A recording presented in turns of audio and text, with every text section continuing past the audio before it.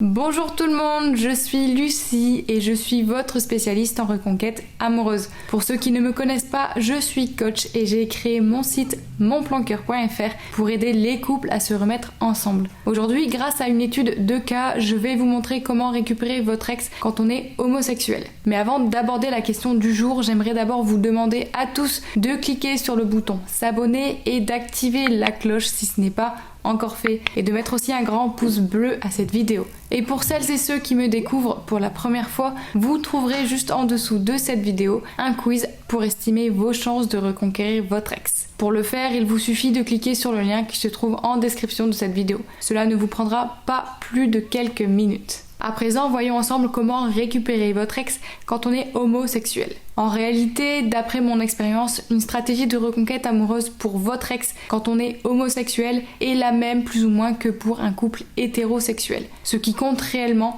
ce sont les motifs profonds de votre rupture et le schéma de couple que vous aviez. Car que l'on soit homosexuel ou hétérosexuel ou bisexuel, si l'on a peur de l'engagement, si l'on a trahi la confiance de son ex ou on lui a manqué de respect, ce sont des émotions et des actions universelles qui ne dépendent pas de son orientation sexuelle. Par conséquent, les solutions relèvent de la psychologie humaine. Récupérer son ex quand on est homosexuel comporte donc, comme pour tous les autres couples, une grande part de confiance et de complicité suivie d'une phase de séduction. Pour illustrer mes propos, j'aimerais vous parler d'un couple homosexuel que j'ai accompagné, ou plus précisément de Martin qui a été mon coaché et que j'ai aidé à récupérer Guillaume. En réalité, Guillaume avait quitté Martin car il en avait marre de lui courir après et d'attendre un engagement plus sérieux de sa part. Martin était au fond effrayé par la perspective d'un engagement durable et d'un couple de long terme, et il avait essayé de se dérober pendant des mois à Guillaume qui voulait emménager avec lui. Guillaume en a eu marre car pour lui, un couple a besoin de projets communs pour avancer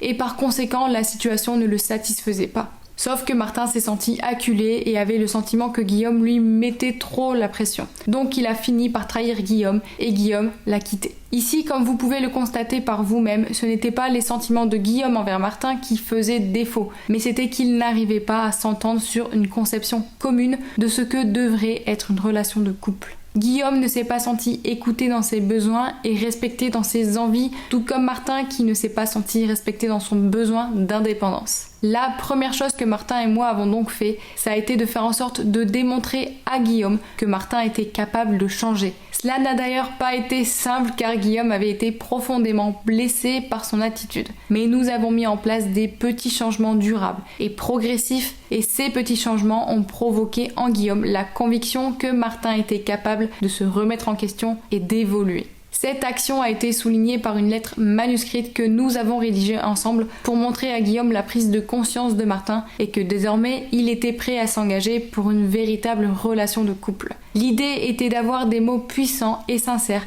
qui fassent un électrochoc chez Guillaume. Enfin, même si ce n'a pas été facile pour Martin, nous avons pris notre temps. Comme pour toutes les relations et les ruptures amoureuses, il faut accepter que les sentiments positifs comme négatifs ont besoin d'être digérés et que la reconquête ne se fera pas en une semaine. Mais grâce à ces changements concrets dans la vie de Martin, au bon timing et à la lettre manuscrite, Martin et Guillaume sont désormais à nouveau ensemble. Cela étant, j'ai bien conscience que ce cas particulier n'est pas forcément celui qui répondra parfaitement à votre situation, qui est elle aussi unique. Ce que je voulais vous démontrer surtout, c'est que plus que votre orientation sexuelle, ce qu'il faut identifier, c'est à quel type de schéma de rupture vous appartenez. À celui de la dépendance affective qui vous a rendu acquis aux yeux de votre ex, qui s'est ennuyé et donc a rompu, ou au contraire à celui de la personne inaccessible qui refuse de s'engager par peur, comme c'était le cas de Martin. Ce sont ces grands schémas psychologiques de couple qui vont vous permettre d'identifier la stratégie de reconquête adéquate pour votre cas.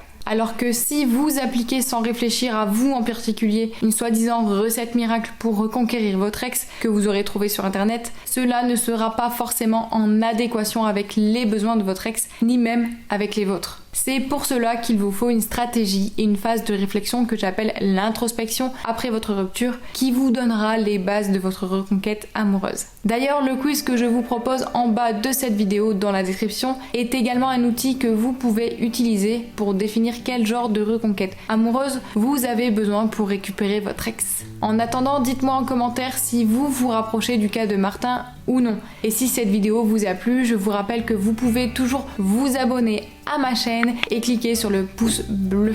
En attendant une prochaine vidéo, je vous dis à bientôt et surtout d'ici là, prenez soin de vous.